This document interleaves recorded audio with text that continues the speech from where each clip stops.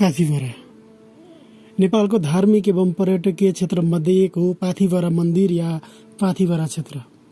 तपाईमध्ये धेरै पाथिभरा जानुभएको होला या तपाईहरू जान चाहनुहुन्छ होला। पाथिभरा नाम नसुन्ने मानिसहरू प्राय कम नै होलान्। यदि तपाईहरूलाई पाथिभराको बारेमा केही थाहा छैन भने आउनुहोस् केही कुरा जानौँ पाथिभराको बारेमा।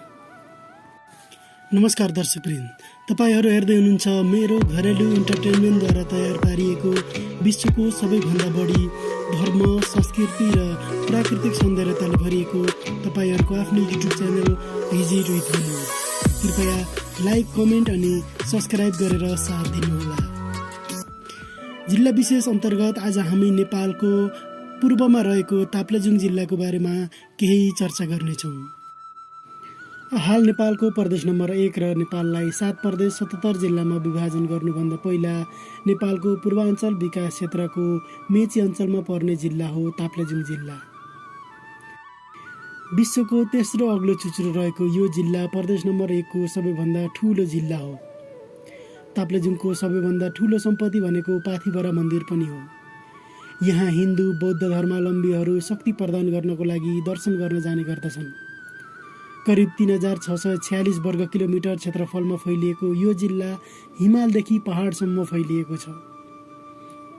लिम्बू, भोटे, लेप्चा, बाहुन, छेत्री र अन्य जातिहरू बसोबास गर्ने यस जिल्लामा मुख्यतया नेपाली र लिम्बू भाषा बोलिन्छ। हिमाली क्षेत्रमा 12 महिने हिउँ पर्ने भएकोले यो ठाउँमा आलु, मकै, कोदो र लेकाली फलफुलहरूको खेती गरिन्छ। 12 महिना हिउँ पर्ने भएकोले यस जिल्लामा कञ्चनजङ्घा, कुम्भकर्ण, तमोर, यालुङ जस्ता हिम नदी तथा तमोर र काबेली जस्ता नदीहरू बगिरहन्छन्। ताप्लेजुङ एउटा दुर्गम पहाडी जिल्ला भए पनि जिल्ला सदरमुकाम ताक्मेडाँडा, काहुलेहाट र अन्य ठाउँमा बजार लागिरहन्छ। यस जिल्लामा नेपालको दोस्रो तथा विश्वको तेस्रो अग्लो हिमाल कञ्चनजङ्घा समेत काम्बाचेन, जानु, जोसाङ, टेन्टपिक, काबु, यालुङ जस्ता धेरै हिमालहरू रहेका छन्। कञ्चनजङ्घा क्षेत्रमा यदि तपाईहरू जान चाहनुहुन्छ भने त्यहाँ पुग्नको लागि उत्तरी मोहडाबाट पैदल बाटो फुङलिङ, सिबा, सिरुवा, लेलेप, धुन्सा हुँदै आधार शिविरसम्म करिब 11 दिनमा पुग्न सकिन्छ भने दक्षिणी मोहडाबाट सुकेटार, लालीखर्क, याम्फादिन, चेराम हुँदै कञ्चनजङ्घा आधार शिविरसम्म करिब 9 दिनमा हिँडेर पुग्न सकिन्छ। धार्मिक दृष्टिकोणले पनि ताप्लेजुङ जिल्ला निकै प्रख्यात छ।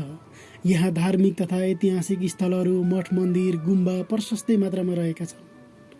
जसमध्ये 3798 मिटरको उचाइमा रहेको पाथिभरा मन्दिर यस क्षेत्रको धार्मिक पर्यटकीय दृष्टिकोणले प्रसिद्ध क्षेत्र हो।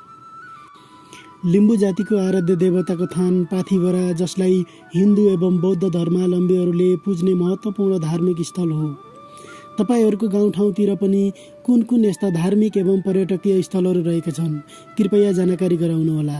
साथै तपाईहरू हाम्रो भिडियो कहाँदेखि हेर्दै हुनुहुन्छ, नेपालको कुनै गाउँ, सहर या विदेशबाट हेर्दै हुनुहुन्छ, कृपया जानकारी गराउनुहोला। हामीलाई पनि थाहा होस् कि तपाईहरू हाम्रो भिडियो कहाँदेखि हेर्दै हुनुहुन्छ भनेर। आउनुहोस् ताप्लेजुङ जिल्लाको बारेमा थप कुराहरू जानौँ। भारत र चीन दुवै देशलाई सिमाना बनाएको यस जिल्लामा नेपालका प्रसिद्ध धार्मिक एवं पर्यटकीय स्थलमध्ये एक स्थल पाथिभरा मन्दिर रहेको छ। नेपाल, भारत लगायत अन्य देशबाट पाथिभरा घुम्न जाने पर्यटक एवं भक्तजनहरूको घुइँचो लागिरहन्छ।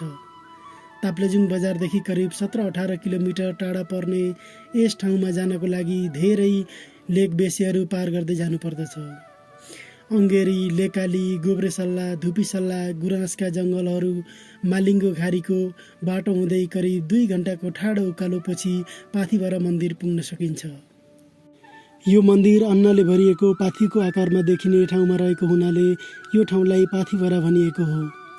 यो जिल्लामा करिब 600 वर्ष पुरानो दिकिछ्यौलिङ गुम्बा, चण्डेश्वरी धाम, नागेश्वरी धाम, सिद्धगङ्गा देवी, कुम्भकर्ण, फक्तालुङ र अन्य धार्मिक स्थलहरू रहेका छन्। नेपालको सबैभन्दा धेरै तालतलैया र हिमतालहरू भएको यस जिल्लामा 300 मिटरभन्दा अग्लो फुङफुङे झरना पनि रहेको छ। बहुजाति, बहुभाषिक र बहुसांस्कृतिकको धनी यस जिल्लामा आफ्नै भाषा, लिपि, धर्म, पेसा, संस्कार, चाडपर्व, पहिरन, गरगहना, खानपिन र लोक परम्पराहरू रहेका छन्। दर्शकवृन्द, आजको भिडियोमा यति नै। यस जिल्लाको बारेमा अरू कुरा अर्को भिडियोमा जान्नेछौँ। तपाईहरूलाई आजको भिडियो कस्तो लाग्यो कृपया जानकारी गराउनुहोला। साथै तपाईहरूलाई नयाँ नयाँ भिडियोहरू अथवा नयाँ ठाउँहरू घुम्न मनपर्छ भने हामीलाई सब्सक्राइब गर्नुहोला। अहिलेलाई बिदा हुन्छौँ, फेरि भेटौँला। नमस्कार।